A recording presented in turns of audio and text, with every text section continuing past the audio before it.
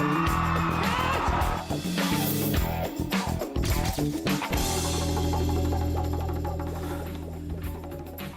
Morning. Stock 2020 में आप सबका स्वागत है। और मंगलवार का दिन, और वो दिन जब हफ्ते की गजब की शुरुआत हुई थी कल रिकॉर्ड तोड़ तेजी के साथ। सेंसेक्स में हमने 2-2,500 पॉइंट का उछाल, निफ्टी बैंक में 2,500 पॉइंट की उछाल, और अब तक किसी भी बजट प्रेजेंटेशन में पॉइंट्स के लिहाज से इस तरह की तेजी हमने हमारे बाजारों पे आती हुई नहीं देखी। तो सबको बड़ा बहुत ऑब्वियस है वो बजट पसंद आया। पर हाँ, उसमें सवाल थे कि नेट इंस्टीट्यूशनल आंकड़ा बाइंग का तो 1400 करोड़ रुपए के आसपास था, तो कुछ हद तक शॉर्ट स्क्वीज हुए और कुछ हद तक फ्रेश बाइंग देखने को मिली। लेकिन क्या उसके बाद मोमेंटम इंटैक्ट रहेगा, ये सबसे बड़ा सवाल है आज के ट्रेडिंग सेशन के लिए। जहां तक क्यूज की बात है वो तो अच्छे हैं। अमेरिकन मार्केट्स में 2/3 से 2.5% तक का उछाल देखने को मिला, तो वहां पे भी हफ्ते की मजबूत शुरुआत हुई। अक्रॉस एशिया हम बाइंग देख रहे हैं और एसजीएक्स निफ्टी दिखा रहा है कि भारतीय बाजारों में आज 90 से 100 अंकों का और उछाल खुलते ही देखने को मिलेगा। ये एसजीएक्स निफ्टी की तरफ से इंडिकेशंस आते हुए, तो शायद कल के उस गजब के मूव के बाद कुछ और फॉलो थ्रू आपको आपकी स्क्रीन पे आज नजर आए। नीरज जी, गुड मॉर्निंग है। फिर तो बहुत जबरदस्त, वेरी गुड मॉर्निंग है। Very good. और देखिए, एक कन्वेंशनल कहें या अनकन्वेंशनल एक थ्योरी है मेरी कि जब बहुत बड़ा मूव किसी स्टॉक पे या इंडेक्स पे आता है, उसके अगले दिन उसके गिरने की संभावना शून्य होती है, क्योंकि हिम्मत जुटाना कि उसको जाके आप शॉर्ट करें या निकल जाएं बड़ा मुश्किल होता है। हम रिटेल को हिम्मत जुटाने की बात करने की बात मत। अब मुझे भी डर लगता है, रिटेल रेडिट आर्मी है हमारे पास। गेम कर देते हैं रिटेल वाले ना। आजकल गेम करने लगे हम लोग। अब तो सिल्वर में भी गेम कर रहे हैं वो। क्या तेजी आई कल। सिल्वर अपर सर्किट पे लॉक हो गया था भैया। आज हम लोग उस पर बात करें, सिल्वर पे। उस पे शो करेंगे। हाँ, देख, दोनों मिला के करते हैं। चांदी में क्या हो रहा है, क्योंकि उसका गेम खत्म नहीं हुआ। कल 30% गिर गया वो गेम स्टॉप। हाँ, पर वो उसका and is not near. Problem ये है, किसी को समझ में नहीं आ रहा कि ये कैसे एंड होगा। वो एंड करना भी चाहते हैं दोनों पार्टी, लेकिन किसी को समझ नहीं एंड हो कैसे। क्योंकि आपने जो भी एक्शन लिया उसका रिएक्शन तुरंत होता है। अब वो एक सिल्वर अनवाइंड करूं तो रिएक्शन आता है। एक सिल्वर का ईटीएफ है, उसने फंडिंग कर दी इधर। अब उसकी वजह से सिल्वर की फिजिकल बाइंग शुरू हो गई। तो बहुत दिलचस्प कहानी, अगर देखिए समय मिला और हम लोग थोड़ा सा तैयार कर पाए तो आपको बताएंगे।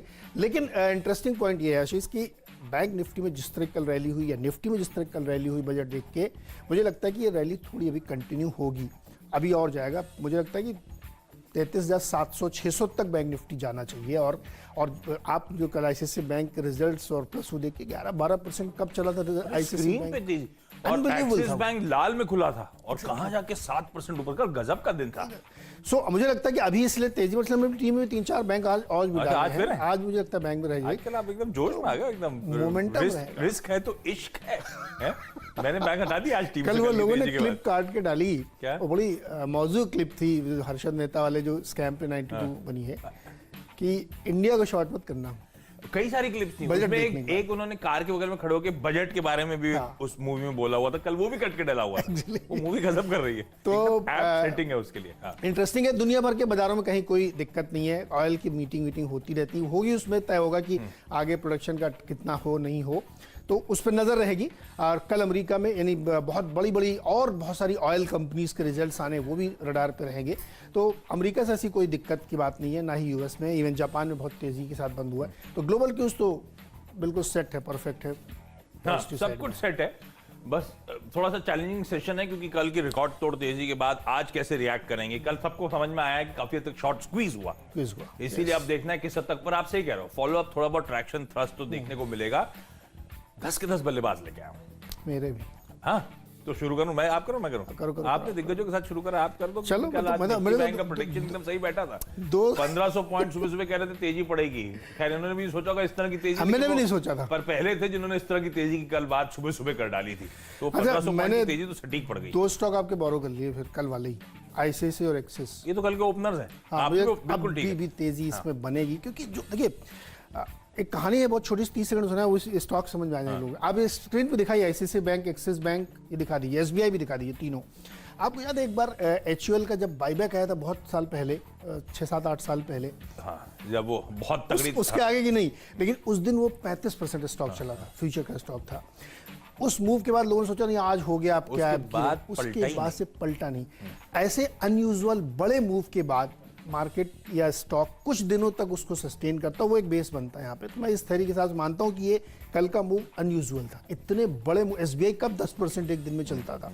सो मुझे लगता है यहाँ पे और तेजी अभी बनेगी, क्योंकि अभी चीज़ें और अनफोल्ड होती रही। इसलिए तीनों बैंक्स, आईसीआईसीआई, एक्सिस और एसबीआई फिर से अपनी टीम में शामिल किया। मुझे लगता है यहाँ पे अभी और बाइंग अपॉर्चुनिटीज़ आपको बनेंगी, क्योंकि एक बड़ा गेम चेंजर बजट था। उसमें बहुत सारी, कल आप सोचिए कि कोई क्रेडिबल क्रिटिसिज्म इस बजट की कर नहीं पाया है। इवन चिदम्बरम साहब भी नहीं कर पाए, जो हमेशा हर बजट की बात करते थे।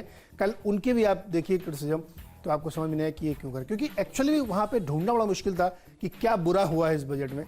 तो मुझे लगता है कि बैंक शेयर आज फिर चले। एग्जैक्टली, क्या बुरा हुआ है इम्पॉसिबल है ढूंढना आपके लिए। क्या अच्छा हुआ और डिबेटेबल हो सकता है, वो डिबेटेबल हो सकता है। लेकिन कुछ भी, और जिस तरह की फंडिंग करी है और नंबर्स क्रेडिबल है कि आप इतनी तगड़ी फंडिंग, डेफिसिट फाइनेंसिंग करना चाहते हो, 9 लाख करोड़ रुपए की नेट बोरोइंग होनी है इस साल, उसके बावजूद आपने ये डिसइन्वेस्टमेंट का आंकड़ा 1.7 1.8 रखा हुआ है, जबकि मैसिव डिसइन्वेस्टमेंट लाइंड अप है FY22 में। तो नंबर्स भी क्रेडिबल है, उसके पीछे की मैथ भी अच्छी लग रही है लोगों को। और मुझे लगता है कल के बजट की जो सबसे बड़ी हाईलाइट, बैंक्स तो थे ही थे क्योंकि उसका हमने स्क्रीन पर आउट परफॉर्मेंस आता हुआ देखा, लेकिन इंफ्रा जो स्पेंडिंग हो रही है, सबसे अच्छी बात ये जरूर है कि हम लोग अपने जितना बाजार कैलकुलेट कर रहा था कि फिस्कल डेफिसिट का आंकड़ा इस साल का, अगले साल का, सबसे कहीं ज्यादा वो डेफिसिट नजर आएगा। बोरोइंग जो बाजार एक्सपेक्ट कर रहा था उससे ज्यादा है, लेकिन वो पैसा जो है वो केपेक्स पे स्पेंड हो रहा है। मुझे ख्याल से बाजार को वो ज्यादा पसंद आया। इंफ्रा पे स्पेंडिंग 5.5 लाख करोड़ रुपए की बात हो रही है, मेरे ख्याल से पिछले साल के 4, 4.5, पौने 5 लाख करोड़ के सामने। और जिस तरह की फाइनेंसिंग उसमें करने की बात हो रही है, मुझे लगता है ब्यूटीफुली बजट प्रेजेंट करा गया है इंफ्रा को लेकर, वो केपेक्स को जो टूल देने की बात थी उसको लेकर। तो कल एलएनटी जैसे स्टॉक्स दिखाई रहे थे कि इंफ्रा के लिए किस तरह से तस्वीर बदली है।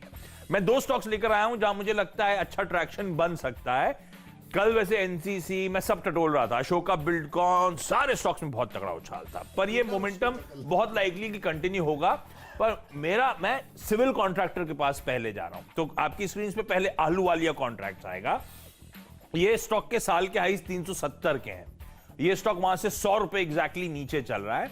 ये कंपनी एक रैंक अंडर परफॉर्मर है, मैं बार बार कहता हूं जब भी इसको मेंशन करता हूं, पर जब भी इसके बारे में पढ़ता हूं, fundamentals, financial, order book, momentum, share holding pattern सब पसंद आता है।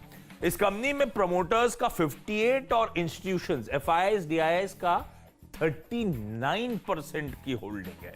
96-97% इस कंपनी का बहुत स्ट्रॉन्ग हैंड्स में प्रमोटर्स और इंस्टीट्यूशंस के पास है। इस देश की टॉप सिविल कॉन्ट्रैक्टर्स में से एक ये कंपनी आपकी स्क्रीन पर, मुझे लगता है केपेक्स पे जो स्पेंड हो रहा है उसका बेनिफिशियरी। लाइकवाइज एक कंपनी जो कम चर्चा में आती है, लेकिन मुंबई वाले तो इसको हर जगह देखते हैं, मेरे ख्याल से आते जाते टोकते भी होंगे, जय कुमार इंफ्रा। ये कंपनी मेरे ख्याल से मेट्रो के काम से लेकर, ब्रिजेस के काम से लेकर, रोड हाईवेज जो कंस्ट्रक्ट हो रहे हैं यहां से लेकर मुंबई, नवी मुंबई, अरे मेरे ख्याल से गजब की पकड़ है इसकी कॉन्ट्रैक्टिंग में। और इसने भी ओवर द इयर्स बहुत स्मार्टली अपने आप को अर्बन इंफ्रा में जो फोकस शुरू करा है, बेहतरीन है। ये भी एक इंफ्रा स्पेस की रैंक अंडर परफॉर्मर, क्योंकि स्टॉक की बुक वैल्यू पता है आपको 240 रुपए के ऊपर की बुक वैल्यू है। ये स्टॉक 140-150 के जोन्स पे कामकाज कर रहा है, और एक समय था तो बहुत तगड़ा ट्रैक्शन दिखाता था, उसके बाद करेक्ट होने के बाद अब तक ये कंसोलिडेशन के फेज से मीनिंगफुली बाहर नहीं आया है। 155 के टारगेट्स के लिए यहां पे अप्रोच करके चले। जय कुमार इंफ्रा ने अपने आप को बहुत अपग्रेड किया। अब तो ये हाई स्पीड ट्रेन के लिए बोली लगाते हैं, उनके लिए, हाँ, उसके लिए जो कंस्ट्रक्शन काम होना उसके लिए। तो पहले एक जमाने में केवल छोटी छोटी सड़कें बनाते थे, उसके बाद सड़क, ब्रिज, मैसिव मुंबई में वो पेडेस्ट्रियन स्काईवॉक जो होते हैं वो सब करते कहां पहुंच गए। अब देखिए, आप हाई स्पीड ट्रेन के सिविल के लिए अगर आप बोली लगा रहे हैं तो डेफिनेटली बड़ा काम इन्होंने किया है। खैर, तो अब मेरी टीम के अगले 2 स्टॉक हैं, टाटा मोटर्स और टाटा मोटर्स DVR। इनमें भी नजर रखिएगा, नंबर्स आए हैं, अच्छे नंबर हैं, कोई दिक्कत नहीं वहाँ पे। और ये 200 के करीब तक पहुंचे थे, 300 करीब पहुंचा, उसके बाद वहां से नीचे गिरा ये स्टॉक, मेरे ख्याल में 58-60 तक आ गया था, फिर हल्का सा ये ऊपर गए हैं। और मुझे लगता है कि वो एक जिसको इंडियन हॉट मनी में कहता हूँ कि एंट्री एग्जिट लेते रहते हैं, वो उसमें से निकल गई है। अब यहाँ से आपको फिर से ये ऊपर जाता हुआ दिखेगा, क्योंकि जो चेंजेस कंपनी ने अपने आप में किए हैं वो कमेंडेबल है। तो हमें लगता है कि नंबर्स को देखते हुए और जिस तरह की मोमेंटम है, स्क्रैप पॉलिसी, गाड़ियां बदली जाएंगी, सबसे ज्यादा इन्हीं की बदली अब जाएंगी। अगला trigger scrappage policy Nitin Gadkari साहब, मुझे लगता है अच्छी स्क्रैपेज पॉलिसी सबसे है। ज्यादा गाड़ी इन्हीं की बदली जाएंगी। हाँ, सब यही इनकी पकड़ थी कमर्शियल व्हीकल्स। पकड़ थी और सबसे बड़े सीवी सेल्स में है, और गाड़ी 15 साल से पुरानी इन्हीं की है, तो टाटा मोटर्स के लिए तो लॉटरी है। तो मुझे लगता है टाटा मोटर्स और डीवीआर दोनों में खरीदारी करनी। अच्छा, टाटा मोटर्स ये मत देखिए नीचे से कितना चल गया है, ये स्टॉक अभी भी साल अपने हाई से आधे पे कामकाज करता है, आज भी वैल्यूएशन वाज अट्रैक्टिव है और तस्वीर बदल रही है, तो ये हो सकता है ऑन द वे अपसाइड आपको फिर से पॉजिटिवली सरप्राइज करे इवेंचुअली। अच्छा, एक्सो नोबेल, जब इंडिगो पेंट्स का आईपीओ खुल रहा था तब भी इस स्टॉक को मैंने हाईलाइट करा था। आज इंडिगो पेंट्स की लिस्टिंग की बारी, 117 टाइम सब्सक्राइब हुआ है वो आईपीओ, धमाकेदार लिस्टिंग की तैयारी होगी और उसकी लिस्टिंग के बाद जब वैल्यूएशन कंफर्ट्स आपको बाकी पीयर सेट में नजर आने शुरू होंगे। एक्सो नोबेल तब भी मैंने मेंशन करा था कि वैसे भी वैल्यूएशन कंफर्ट आता है अपने सारे पीयर्स के मुकाबले, ड्यूलेक्स ब्रांड वाली एक कंपनी, मुझे लगता है आज फिर रडार पे रखना है। ये थोड़ा टिकट साइज के लिए आज से बड़ा है, पर ये जो है वो है 2200-2230 तक के लेवल्स के लिए अप्रोच करिए। दो फर्टिलाइजर कंपनीज आपकी स्क्रीन पर आएंगी, सदर्न पेट्रोकेमिकल्स यानी कि स्पिक और उसके साथ नेशनल फर्टिलाइजर यानी कि एनएफएल।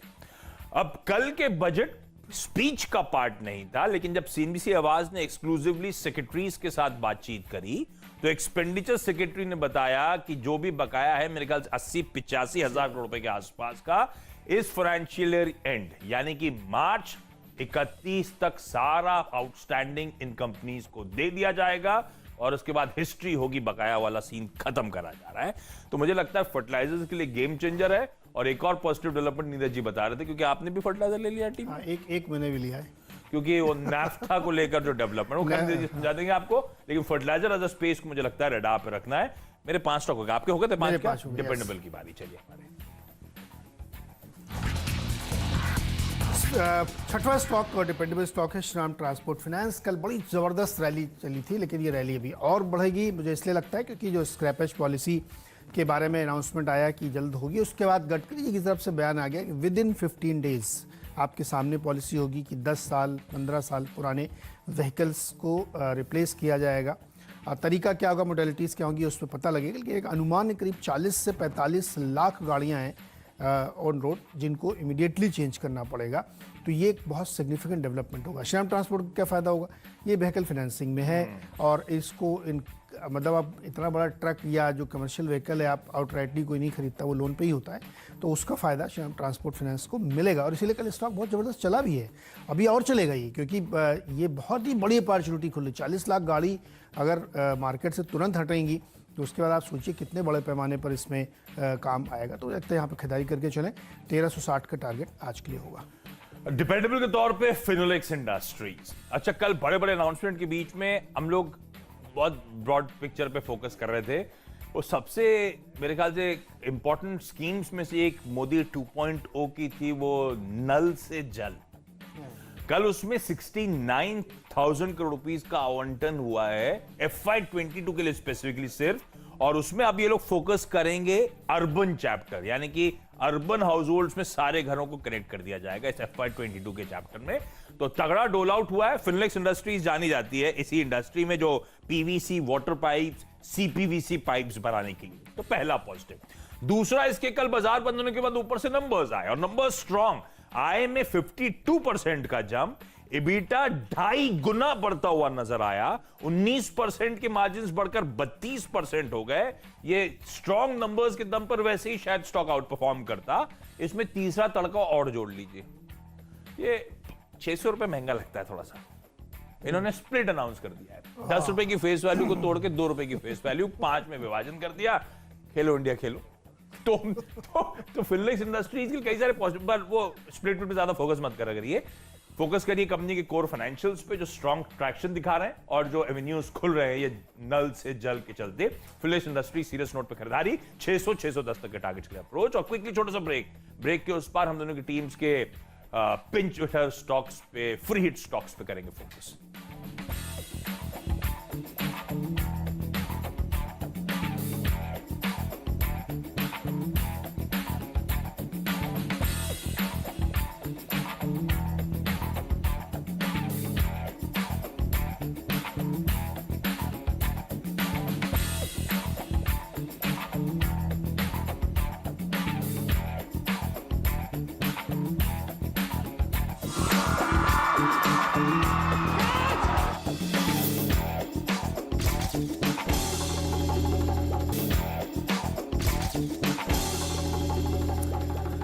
बारी है अब फ्री हिट और पिंच हिटर की। फ्री हिट और पिंच हिटर में दो स्टॉक स्क्रैपेज पॉलिसी से जुड़े हुए हैं, एमएसटीसी और एमएमटीसी।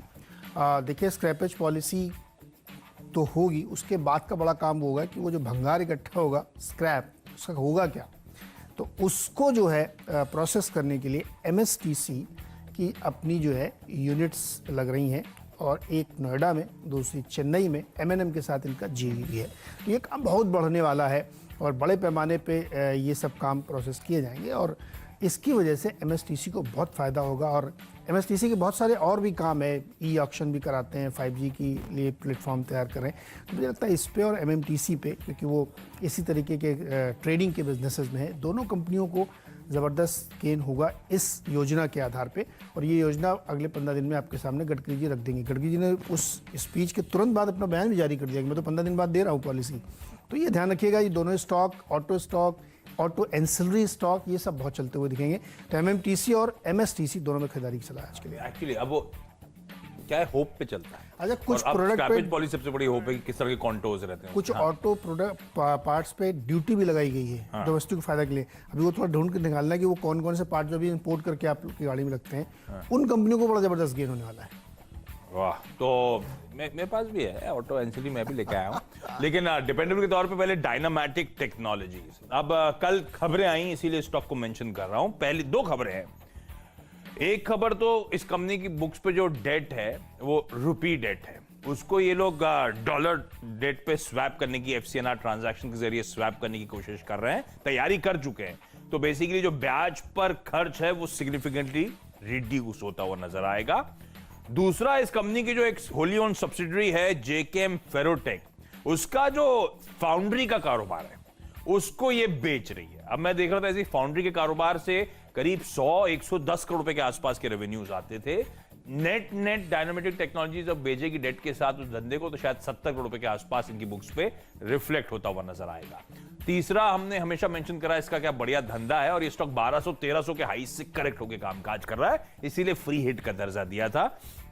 जो स्क्रैपेज पॉलिसी की बात नीरज जी कह रहे थे, इस बजट से अब लिंक्ड सबसे बड़ी होप उस पॉलिसी को लेकर होंगी कि कैसे कॉन्टोर्स रहते हैं, कितना फोर्सफुली सरकार करा पाती है ये कन्वर्जन, वो बहुत इंपॉर्टेंट होगा। तो अब नितिन गडकरी साहब के हाथ में तो मुझे लगता है आएगी तो कुछ अच्छी पॉलिसी, खैर देखेंगे क्या निकल के आता है। लेकिन तालब्रोस इंजीनियरिंग को आप रेडार पे रखिएगा। रेवेन्यूज में 40% का उछाल कल बाजार बंद होने के बाद जब नंबर्स आए, प्रॉफिट्स 180% का जंप। इस तरह से ऑटो एंसिलरी कंपनी परफॉर्म कर रही हैं, खरीदारी करने के यहां पे मौके। क्विकली छोटा सा ब्रेक के उस पार हम दोनों की टीम्स के बचे हुए दो स्टॉक्स, यानी कि पावर प्लेस और साथ में टीम का एक क्विक रैप अप।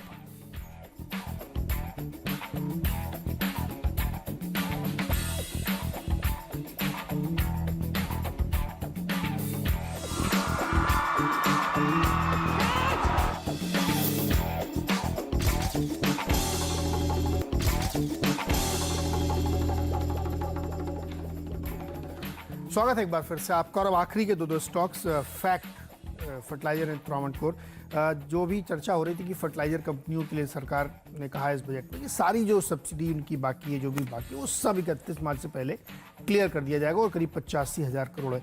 इसके साथ ही कल एक और अनाउंसमेंट हुआ है बजट में कि नेफ्था जो है, जो इंपोर्ट होता है, उसकी ड्यूटी आधी कर दी गई है। उसका बड़ा फ़ायदा फर्टिलाइजर कंपनीज को होगा, क्योंकि एक फीड स्टॉक के तौर पे नेफ्था का इस्तेमाल फर्टिलाइजर कंपनीज करती हैं। तो अगर उनको गैस में कहीं दिक्कत हो रही तो वो नेफ्था से रिप्लेस हो सकता है, और ये बहुत पॉजिटिव डेवलपमेंट है तमाम फर्टिलाइजर कंपनीज के लिए। तो इसलिए हमने फैक्ट को चुना है। 90 रुपीज़ के टाइट साथ इसमें खरीदारी कर सकते हैं। और अंत में थंगामाइल हमने दरअसल लिया तो सिल्वर की खबर पे है। जिस तरह की ज़बरदस्त तेज़ी सिल्वर में देखने को मिल रही है, $30 के ऊपर निकल गया। हालांकि आज थोड़ा स्लाइटली वो है। दरअसल उसमें गेम स्टॉप वाला तो गेम चल ही रहा है कि वहाँ के उस की तरह ETF फंड्स बाइंग कर रहे हैं, लेकिन फिजिकल बाइंग भी देखने को मिली। वो थोड़ा सा एक डिफरेंट स्टोरी बयां करती है कि फिजिकल बाइंग क्यों होनी चाहिए ETF के साथ साथ। तो उस समय लगता है कि सिल्वर की, चूंकि सबसे बड़े प्लेयर हिंदुस्तान के अंदर यही कंपनी है, तो इनको गेन होगा इन्वेंट्री आगे जाते हुए। 630 के टारगेट साथ इसमें खरीदारी करके चलें। और वैसे सोने चांदी में ड्यूटी भी सरकार ने कम कर दी है। ओके, तो आखिरी के दो स्टॉक्स, क्योंकि ऑटो एंसिलरीज की बातचीत शुरू करी तालब्रोस के नंबर्स के बाद, जामना ऑटो इंडस्ट्रीज, जो आप स्क्रैपेज पॉलिसी की बात कर रहे हैं, सबसे बड़ा सीवीज के लिए ट्रिगर, और सीवीज के लिए सबसे ज्यादा जो स्प्रिंग मैन्युफैक्चरिंग का काम करती है, 70% का मार्केट जो रखती है ये कंपनी, जहां पे हाईलाइट जब हुआ था तब प्रमोटर्स एग्रेसिवली स्टेक बढ़ा रहे थे। इसको अभी भी रडार पे रखिएगा, क्योंकि अब ऑटो एंसिलरीज में खास तौर पे जो सीवीज पे फोकस करते हैं वो कंपनीज रडार पे आएंगी। और गुडियर के साथ टीम को एंड कर रहा हूं। कल एमएनएम में आपने गजब का उछाल आता हुआ देखा, क्योंकि ट्रैक्टर सेल्स के आंकड़े बहुत स्ट्रांग थे। बाजार बंद होने के बाद वीएसटी टिलर्स एंड ट्रैक्टर्स के आंकड़े आए, उनमें भी आपको मजबूती नजर आएगी। तो ट्रैक्टर सेल्स गजब की थी। और गुडियर खैर हिंदुस्तान में रेडियल टायर इंट्रोड्यूस करने के लिए जानी जाती थी, लेकिन सबसे तगड़ा मार्केट शेयर ट्रैक्टर बाजार का इस इकलौती कंपनी, 30% से ज्यादा टायर सेल्स होती हैं ट्रैक्टर्स में, गुडियर की होती हैं। 1200-1300 के हाईज से करेक्ट होकर कामकाज, पर वो हाईज इसलिए बने थे क्योंकि 80 रुपए का एक डिविडेंड इस कंपनी ने घोषणा करी थी, लेकिन फिर भी अच्छी कंपनी, टायर स्पेस में 930 रुपए के आसपास कामकाज में, लगता है स्टॉक में खरीदारी करने के मौके। मेरी 10 की टीम आपकी स्क्रीन पर आएगी, कुछ पसंद आ रहा है क्या? फिनोलेक्स जो तीनों ट्रिगर है, हाँ। बहुत बढ़िया रिजल्ट्स, बहुत अच्छे, मार्जिन में सिग्निफिकेंट इंप्रूवमेंट है, ऑलमोस्ट डबल, वो बहुत अच्छा है। और नल से जल की योजना के लिए जो किया गया वो, और उसके बाद अब स्प्लिट भी आ रहा है, मुझे लगता है फिनोलेक्स इंडस्ट्री पॉइज्ड है आज की तेजी के लिए, और ये खरीदारी करनी चाहिए। मेरी टीम देख के बताइए क्या पसंद है। वो आपने वो फर्टिलाइजर स्टॉक लिया हुआ है, मेरे ख्याल से फैक्ट लिया था आपकी टीम में, क्योंकि हम लोग बाकी सारी चीजों पे चर्चा कर चुके हैं, और फर्टिलाइजर ने इंटरेस्टिंग, ज्यादातर स्टॉक्स ने कल रिएक्ट नहीं करा था बजट पे। तो जिस तरह के डेवलपमेंट जो एक्सपेंडिचर सेक्रेटरी की तरफ से आए, या फिर बजट के जो फाइन प्रिंट पे सामने आए, मुझे लगता है फैक्ट, या फिर जैसे फर्टिलाइजर मैंने भी टीम में रखा था, ये पॉकेट हो सकती है आज ट्रेड में अच्छा खासा आउट परफॉर्म करे। और वैसे भी स्पेस जानी जाती है आमतौर पे बहुत हाई बीटा के तौर पे, तो अच्छा मूव, अच्छा ट्रैक्शन शायद देखने को मिले। 10 की टीम आप लोगों की स्क्रीन पर आएगी, और मंगलवार के दिन 10 के 10 जो स्टॉक्स हैं सब खरीदारी करने के कॉल। कल बजट में सबसे बड़ा थ्रस्ट केपेक्स को दिया गया, इंफ्रा को दिया गया। अहलुवालिया कॉन्ट्रैक्ट्स और जय कुमार इंफ्रा प्रोजेक्ट्स शुरुआत में, ये दो स्टॉक्स टीम में। एक्सो नोबेल, क्योंकि आज इंडिगो पेंट्स की लिस्टिंग, और साथ साथ कल बाजार के दौरान कंसाई नरोलैक पेंट्स के नंबर्स, वापस कॉन्फिडेंस स्पेस पे लौटेगा। एक्सो नोबेल वैल्यूएशन के लिहाज से कंफर्ट देती है। शायद फर्टिलाइजर एज अ स्पेस वापस ट्रैक्शन दिखाए, जो एक्सपेंडिचर सेक्रेटरी के बयान आए सीएनबीसी आवाज पर कि जो सारा बकाया है 31 मार्च तक पूरा दे दिया जाएगा। स्पिक और नेशनल फर्टिलाइजर्स यानी कि एनएफएल। फिनोलेक्स इंडस्ट्रीज, नल से जल की वो स्कीम का आवंटन हो, अच्छे नंबर्स हो या स्टॉक स्प्लिट हो, सब पॉजिटिव, इसलिए डिपेंडेबल का दर्जा।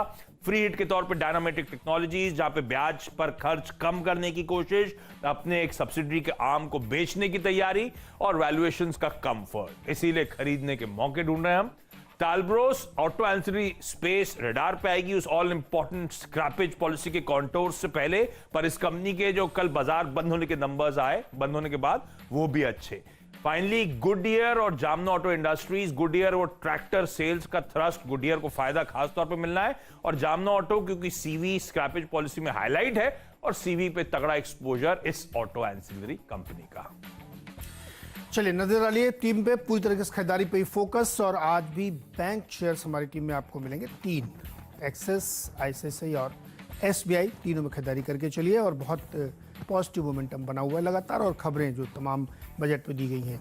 टाटा मोटर्स के नंबर्स भी अच्छे हैं, और स्क्रैपेज पॉलिसी आने वाली है, कमर्शियल व्हीकल सबसे ज़्यादा रिप्लेस होंगे, तो टाटा मोटर्स, डीवीआर उसका, और श्रीराम ट्रांसपोर्ट फाइनेंस इसलिए क्योंकि व्हीकल फाइनेंसिंग की सबसे बड़ी कंपनी है, तो इनको फ़ायदा होगा ही होगा। लेकिन उसी स्क्रैपेज पॉलिसी का हिस्सा बनेंगे एमएसटीसी और एमएमटीसी, दोनों ही कंपनियों को तगड़ा गेन होने वाला है। फर्टिलाइजर की कहानी हमने आपको बताई कि नेफ्था की ड्यूटी जो घटाई गई है, उसका बड़ा फायदा तमाम फर्टिलाइजर कंपनीज को मिलेगा, और साथ ही वन टाइम में इनकी पूरी सब्सिडी दे दी जाएगी इसी साल, तो उसकी वजह से फैक्ट और दूसरी फर्टिलाइजर कंपनियों को गेन होगा। और थंगामाइल सिल्वर पे जो तेजी हो रही, उसका फायदा इस कंपनी को मिलेगा। साथ ही ड्यूटी 5% घटाई गई है सोने और चांदी में।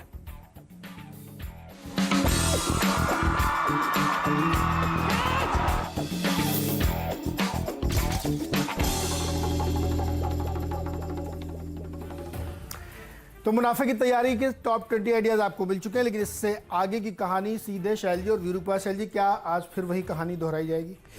नमस्कार नीरज जी, आपको शुभ प्रभात। आशीष जी आपको गुड मॉर्निंग, और वीरेंद्र जी आपको भी शुभ प्रभात। हमारे साथ लाखों दर्शक जुड़ रहे हैं, उनको भी शुभ प्रभात। तो दो बातें हैं नीरज जी। एक तो मैं फॉलो अप पर ध्यान दे रहा हूँ। देखते हैं कल की जो 2 ग्रीन कैंडल्स बनी है 5% निफ्टी और 8% बैंक निफ्टी पर, उस लेवल पर फॉलो अप आता ही नहीं आता। लेकिन एक बात तो है कि रुझान जो बाहर से संकेत आ रहे हैं एशिया से खासकर और यूएस क्लोज पर, वो बहुत अच्छे हैं। और एक दिल को और खुश करने वाली बात यह है कि जो यूएस विक्स है, सीबीओई विक्स, वो आपको कम होता हुआ दिख रहा है और कल हमारा इंडिया विक्स भी 8% गिरा था। तो ये दोनों डेवलपमेंट्स बहुत पॉजिटिव हैं। एक बात और अच्छी होती कि अगर एफआईएस का जो आंकड़ा है वो ज़रा कुछ ज़्यादा होता, लेकिन यूँ समझिए कि सब कुछ तो मिलता नहीं इकट्ठे, आज नहीं तो कल। वहाँ पर अगर 5,000 करोड़ का आपको आंकड़ा आता हुआ दिखता तो आज बाजार में धूम मची होती। लेकिन यूँ समझिए पार्टी तो है, पार्टी जा रही है। वीरू के जो दोस्त है वो तो पता नहीं क्यों नहीं खरीदा भाई कल। समझाना पड़ेगा थोड़ा सा। देखिए कल एफआईएस ने बाइंग थोड़ी करी, लेकिन उन्होंने अपनी मंदी समेटी। जो मंदी समेटने का क्रम था ना, वो यहाँ तक हमको लेके आया। वैसे कल शाम को वीरू जी ने कोशिश तो बहुत करी मुझे समझाने की, लेकिन यूं समझिए कि हम लोग इतने थके हुए थे बजट से, लेकिन फिर हमने सोचा कि भाई ठीक है यार, कल सुबह देख लेंगे। जी हाँ, कल सुबह देख लेंगे। और आज सुबह वो आ गई है, और आज सुबह आ गई है तो वो 4 लाइनें अर्ज कर देता हूँ जी। गौर फरमाइएगा नीरज जी, आशीष। कल दाम पलट गया, शाम तक आते आते अंजाम पलट गया। किसी को गिरने से बचाया, किसी को अर्श पर पहुंचाया। जिनके रुख से कल हैरत में था जमाना, वो थी हमारी वजीर खजाना, फाइनेंस मिनिस्टर। वजीर खजाना, ये क्या सबसे बात बढ़िया। है वीरेन जी, ये कैसे आपको इतनी क्रिएटिविटी आती है? मतलब वजीर खजाना तो मेरे ख्याल से सुने हुए भी कितना टाइम हो गया। नीरज जी, कभी कभी जब वो थिएटर में जाते थे ना, आप समझिए इप्टा वाले, तो वहां पर कभी कभी ऐसी बातें सुनने एक उर्दू बुलेटिन सुनना चाहिए दिन में कभी कभार। क्या ये उर्दू? कल एक्चुअली मुझे भी अभी इसलिए सरप्राइज लग रहा है कि कल मैंने ईटीवी उर्दू के लिए डिबेट में शामिल था। अच्छा। उसमें बार बार बोल रहे थे वजीर खजाना। मुझे बड़ा अच्छा लग रहा था, मुझे याद आ गया एकदम से। चलिए, ये और बहुत कुछ आपके साथ जुड़ेंगे, लेकिन पहले देख लेते हैं आज की जो मेन हेडलाइंस है।